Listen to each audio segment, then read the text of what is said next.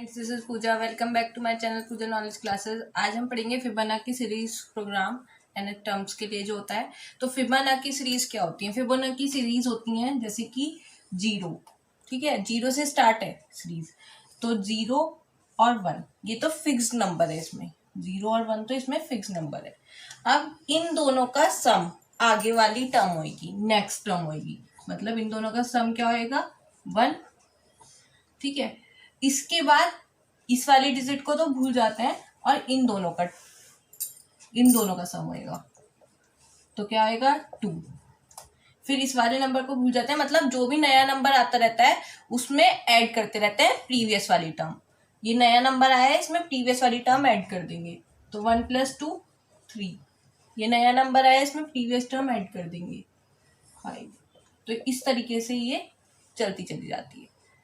आजकल corona virus भी चल रहा है, उससे रिलेट भी कर सकते हैं हम इसे कि पहले जीरो थे, एक आया उसने औरों में डाल दिया, फिर नया एक और जुड़ गया उससे तो एक और, इस तरीके से ही फिबोनाची सीरीज है। तो ये फिबोनाची सीरीज का मैं पैटर्न प्रोग्राम बनाने जा रही हूँ। तो आप घर पे रहिए, सेफ रहिए, ये जरूरी है आज के डेट में। तो सबसे पहले फिबोनाची सीरीज बताते हैं। तो इसमें क्या है, हम एक इंटीजर ले लेंगे पहले कि हमें कहाँ तक की फिबोनाची सीरीज चाहिए। मतलब हम उससे यूजर से इनपुट करवा लेंगे कि तुम्हें कहाँ तक की चाहिए। मतलब मैंने 5 तक की इनपुट करी है, 5 तक की, लेकिन ये तो बढ़ सकती है और आगे 3+5 8। तो उसे कहाँ तक की चाहिए, टर्म्स कितनी चाहिए?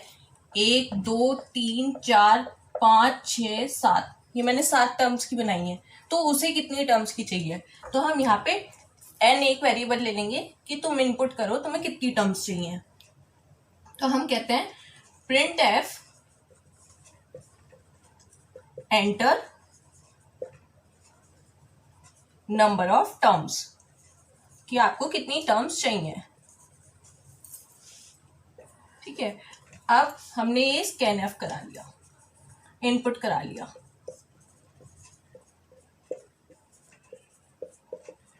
ठीक है। इसके बाद हम क्या कराएंगे, प्रिंट कराएंगे।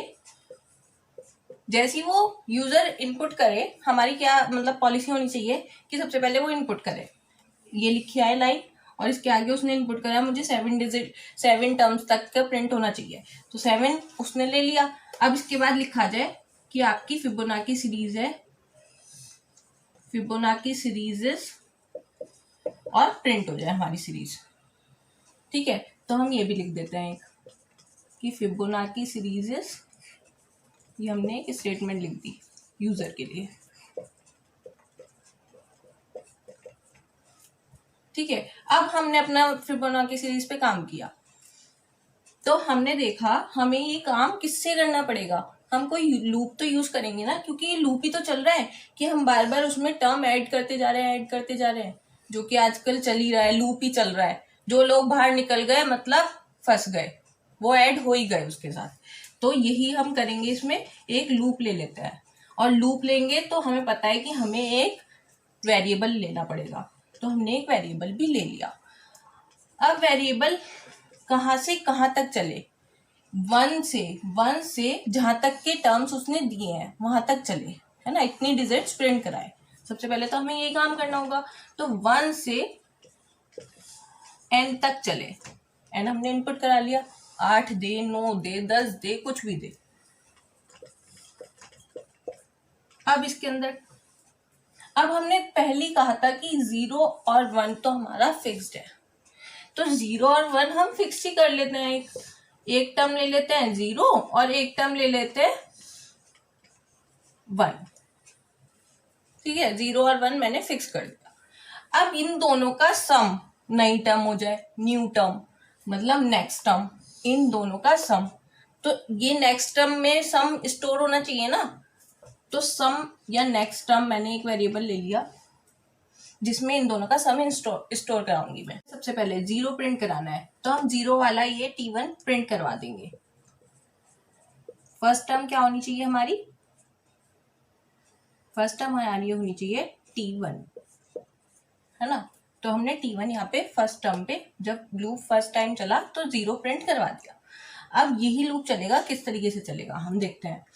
तो हमारी नेक्स्ट टर्म होनी चाहिए, अब नेक्स्ट टर्म क्या होनी चाहिए, T1 प्लस T2, है ना, 0 प्लस 1, 0 प्लस 1, 1 हमने फिक्स कर रखा है।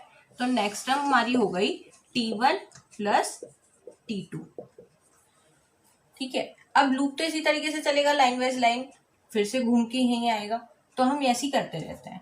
देखो अब 0 प्रिंट हुआ पहले, फिर T1 प्लस T2, 0 प्लस 1, तो नेक्स्ट टर्म में इंस्टॉल क्या हो गया, 1, 1 इंस्टॉल हो गया।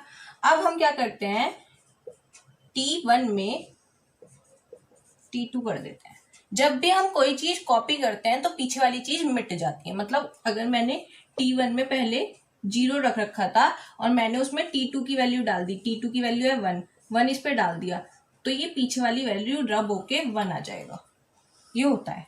तो हमने क्या करा, T2 की वैल्यू T1 में डाल दी। अब हमने ये वाली वैल्यू को T1 बना दिया, ठीक है, और नेक्स्ट टर्म को T2 बना दिया। ये जो नेक्स्ट टर्म आई है हमारे पास, नेक्स्ट टर्म ये आई है ना, नया वाला 1, न्यू वाला 1, तो हमने इसे क्या बना दिया, T2, क्योंकि अब हमें किसका सम चाहिए, इन दोनों का, ठीक है। और T1 प्रिंट हो गया। T1 क्या है, ये ना, देखो अब कैसे, बस इसमें इतना ही हमें करना था और कुछ नहीं करना है, बस इसे समझने की बात है और कुछ नहीं है। तो सबसे पहले 1 के लिए चला, ठीक है, 1 के लिए चला तो हमारा 0 प्रिंट हो गया, ये तो क्लियर है, इसमें कोई दिक्कत नहीं। नेक्स्ट टर्म क्या हो गई हमारी, 0 प्लस 1, मैंने दोनों यूज कर लिए वेरिएबल 0 और 1, तो नेक्स्ट टर्म मेरी हो गई 1।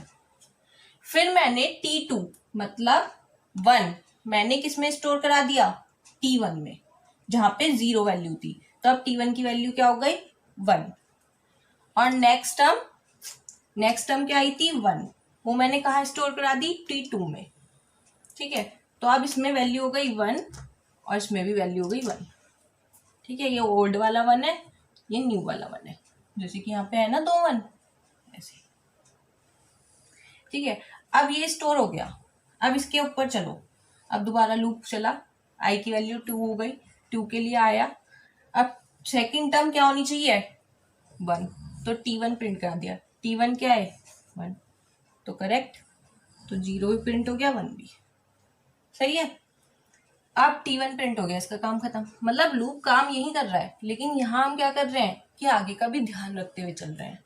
तो अब देखो नेक्स्ट टर्म क्या होनी चाहिए, अब T1 प्लस T2, ये वाला और ये वाला, ये नई वैल्यू हो गई थी ना, 1 प्लस 1 2, तो ये हो गई नेक्स्ट टर्म 2, नेक्स्ट टर्म 2, ये वाली अभी रह रही है, ये हम चल रहे हैं, अभी थर्ड टर्म आएगी ना तब होएगा।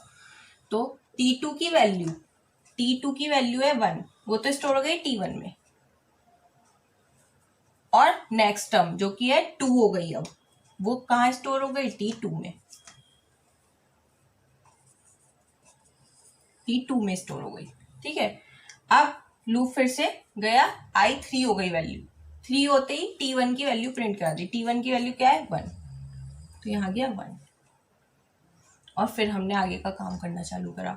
नेक्स्ट टर्म क्या है, T1 plus T2, T1 plus T2, ठीक है। हम एक एक नंबर को आगे आगे इंक्रीमेंट करते चल रहे हैं और प्रीवियस वाला नंबर प्रिंट कराते चल रहे हैं, ठीक है ना, ऐसी काम कर रहा है ना ये 0 प्लस 1, तो हमने पहले 0 प्रिंट कराया, ठीक है, और 1 हम स्टोर कराते हुए चले नेक्स्ट टर्म में T1 में, फिर हमने वो कॉपी करा और वो प्लस करवाया, ठीक है। इसमें सिर्फ हमें इस लॉजिक पे ध्यान देना है, ठीक है। ये लॉजिक आप अपने हिसाब से भी बना सकते हैं, ऐसा नहीं है कि ये फिक्स्ड है, अपने हिसाब से जैसे आपको इजी लगे वैसे बना सकते हैं, बट ये इजी मेथड है, अगर इसी पे ध्यान देंगे तो आप इसको प्रॉपरली, आपको इससे समझ में आएगा, ठीक है। इसमें बस यही होता है कि हम पहले से एक वेरिएबल और यूज करते हुए चलते हैं, जिससे कि हमारा ये प्रिंट होता चल जाए, ठीक है। बस फिबोनाची सीरीज यही थी। तो इस तरीके से आप और वीडियोस भी, मेरी पैटर्न प्रोग्राम, आर्मस्ट्रॉन्ग नंबर की भी वीडियोस देख सकते हैं, मैं लिंक भी दे दूंगी। Thank you for watching.